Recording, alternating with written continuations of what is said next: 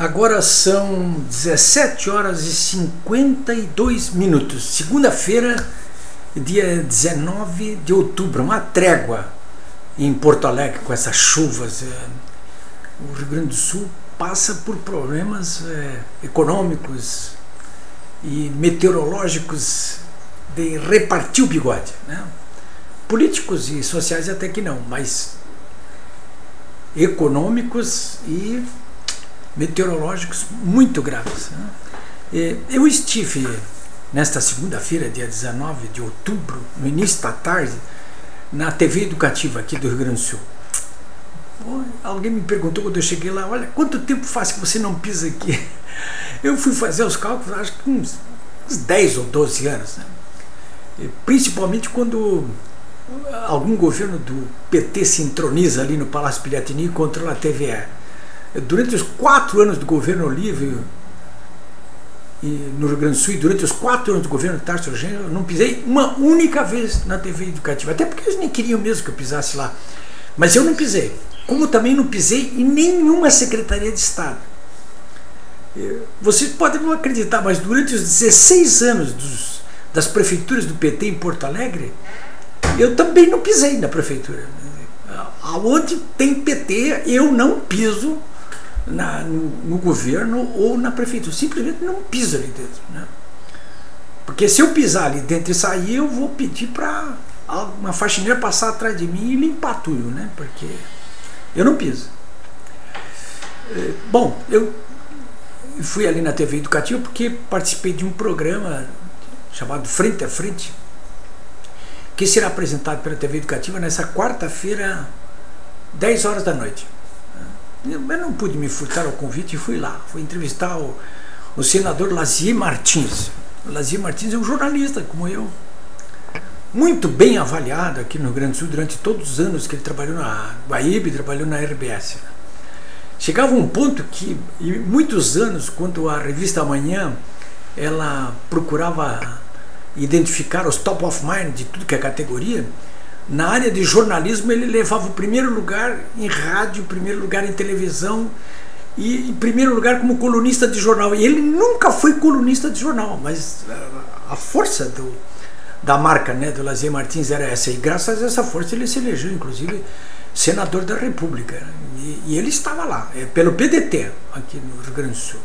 Ele faz oposição ao governo Dilma. Embora o PDT seja governo, e a bancada de senadores, aí são 7 senadores do PDT, também seja governista, 3 não são da bancada, e um deles é o Lazier Martins.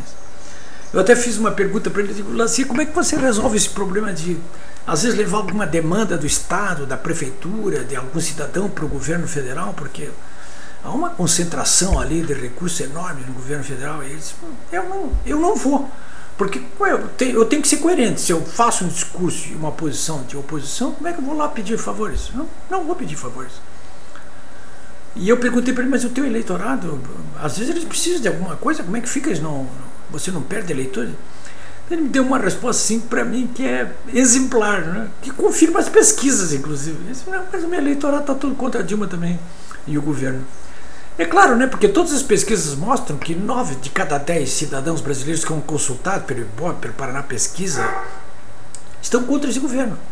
Eu não sei quem é que está a favor desse governo aí. Muito pouca gente, quem está empregado, os petistas, renitente, mas é muito pouca gente. E eu perguntei também para o Lazier Martins, e em relação ao impeachment da presidente, você é contra ou a favor, né? Queria uma resposta direta dele, e ele justificou por que era a favor do impeachment neste momento. Ele fez até questão de dizer: olha, neste momento, claro que ele coloca alguma dúvida em relação ao que faria o vice-presidente Michel Temer ali, ou no caso do impedimento dos dois, como é que ficaria uma nova eleição, porque ele custa identificar alguma personalidade brasileira com capacidade para fazer com que a transição seja feita de algum modo coerente, como aconteceu, por exemplo, quando caiu o Collor, assumiu o Itamar Franco.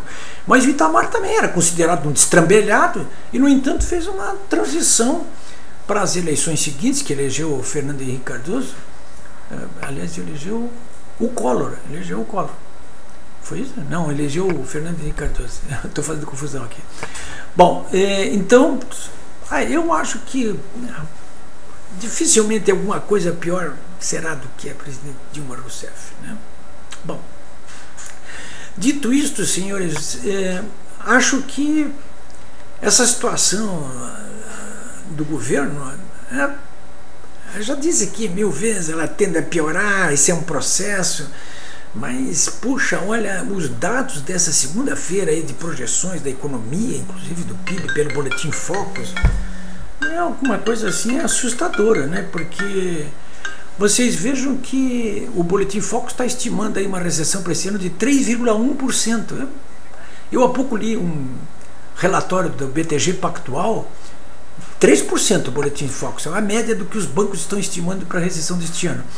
Mas o BTG Pactual, no relatório que eu li ainda há pouco também, nessa segunda-feira, dia 19 de outubro, prevê uma recessão até maior, de 3,1%. Uma inflação de 10%, nós estamos, é um cenário de estagflação, né?